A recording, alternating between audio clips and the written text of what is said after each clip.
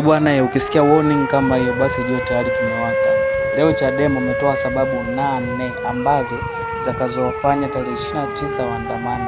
Wanasema sababu ya kwanza, wanataka uchaguzi wa haki. Sababu ya pili, wanataka katiba mpya.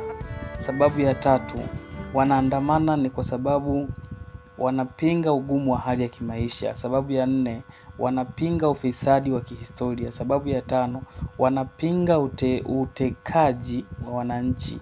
Sababu ya 6, wanataka Samia ajiuzuru. Sababu ya 7, Lissu achiwe huru. Sababu ya 8, ongezeko la kodi. Jamani, wafanya biashara hapo washajua kodi ni kitu gani.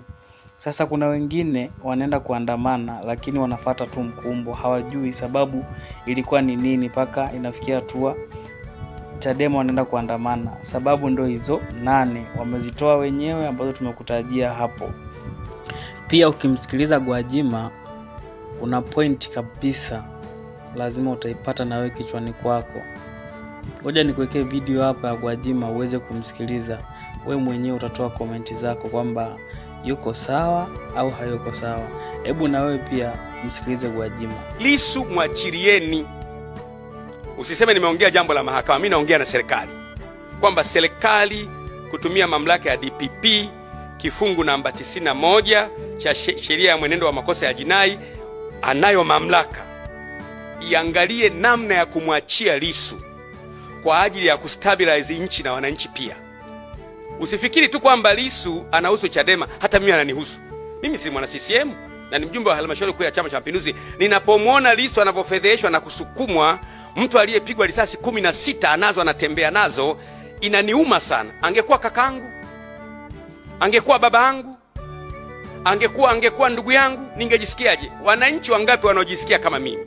Kama mimi najisikia hivi na ni mwanachama wa Chama cha Mapinduzi na ni kiongozi, wengine wanajisikiaje?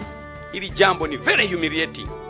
Halifai kabisa hata kusikiwa, hata kutajwa. Hasa unapoona aina ya mtu mwenyewe. Aina ya mtu Lissu ni resource kwa nchi. Nchi zetu za Kiafrika, mtu anayetoka kwenye chama chochote ambacho akili yake ina uwezo wa kujenga nchi, hatutakiwi kumpoteza. Ndivyo wazungu walivyotuzidi. Wazungu wapotezi resources. Na huyu, pamoja na kwamba kuna tofauti na sisi kwenye thinking yake, mwachilieni. Unajua kisiasa, naongea kisiasa, unaweza kuwa na hofu tukimwachilia Magufuli. Huyu aligombea wakati wa Magufuli, Tundu Lissu ana hash statements. Zungumza yake ana maneno makali, hana neno la kupoza hata moja. Alizunguka nchi nzima wakigombea urais pamoja na Magufuli 2020. Alisema kila kitu, angalia kwenye YouTube. Magufuli akamwacha tu. Akasema, baadaye Magufuli akashinda uchaguzi. Imetoka hiyo. Mwachieni na chama chake wafanye reform. Na bahati nzuri sasa hivi kuna advantage. Wagombea urais wako wengi. Yuko wa ACT anagombea. Wako si wangapi sasa hivi wanagombea, kama 4 au 5. Wagombea wa vyama vya upinzani watakuwa ni wengi. CCM tutashinda. Hakuna haja ya kumretain mtu namna hiyo. Haipo haja. Uko naye huyo mtu sasa amemeza risasi 16. Na kwa mjibu wa madaktari kuna risasi nyingine hiyo kwenye uti wa mgongo anatembea nayo. Suppose amepata matatizo sasa. Kwa sababu wanadamu huwa hatujui mwili wa mtu unaweza kuwa na complication natural. Uko naye wewe amepata matatizo, kwa mfano kafa, amekufia mkononi. Wananchi wataamini kwamba amekufa natural death? Na kuuliza mimi naye kushauri, wananchi wataamini kwamba amekufa natural death?